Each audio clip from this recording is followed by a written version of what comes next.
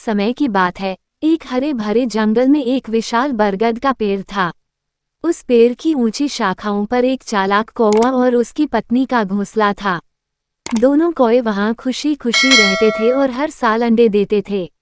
लेकिन उस पेड़ के नीचे एक विषैला सांप भी रहता था, जो उनके अंडों को देखकर हमेशा उन्हें खाने की ताक में रहता था।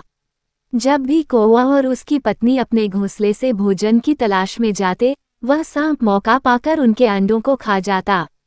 ये सिलसिला कई बार हुआ और हर बार दोनों कौवे दुखी और निराश हो जाते। आखिरकार कौवे ने तय किया कि अब उसे किसी तरह इस सांप से अपने अंडों को बचाना ही होगा। एक दिन कौवे ने बहुत सोच विचार के बाद एक योजना बनाई। उसने तय किया कि वह सांप से लड़ाई करने के बजाय उसकी चतुराई से उसे सबक सिखाएगा। कौवे को पता था कि कुछ दूरी पर राजा का महल है और वहां अक्सर सैनिक आते जाते रहते हैं। उसने सोचा कि अगर वह राजा के सैनिकों का ध्यान सांप की तरफ खींच सके तो सांप से हमेशा के लिए छुटकारा मिल सकता है। अगले दिन कौवा राजा के महल के पास गया और वहां उसने देखा कि रानी नदी किनारे स्नान कर रही है और उसके गहने किनारे पर रखे हुए थे। कौवे ने जल्दी से अपनी चोंच में एक कीमती हार उठाया और तेजी से उड़कर अपने पेड़ की ओर वापस लौट आया। महल के सैनिकों ने जब रानी के गहने गायब देखे तो वे चोर की तलाश में निकल पड़े। कौवा उड़ते हुए सांप के बिल के पास पहुंचा और उसने सावधानी से वह हार सांप के बिल के ठीक बाहर रख दिया।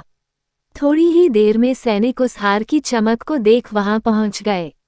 जैसे ही उन्होंने हार उठाने की कोशिश की, उन्होंने देखा कि एक बड़ा सांप बिल से बाहर निकल रहा है। सैनिकों ने सांप को तुरंत मार गिराया और हार वापस लेकर राजा के पास लौट गए। अब सांप के खत्म होने के बाद कौवा और उसकी पत्नी निश्चिंत हो गए। उन्होंने अपने अंडों की सुरक्षा को लेकर जो चिंता महसूस की थी, उससे अब हमेशा के लिए छुटकारा पा लिया। दोनों कौवे खुशी खुशी अपने घोंसले में रहने लगे और बिना किसी डर के अपने बच्चों का पालन पोषण करने लगे। इस कहानी से हमें ये सीख मिलती है कि संकट की स्थिति में ताकत से अधिक महत्वपूर्ण बुद्धिमानी होती है। बुद्धिमानी से कठिन समस्याओं का समाधान निकाला जा सकता है।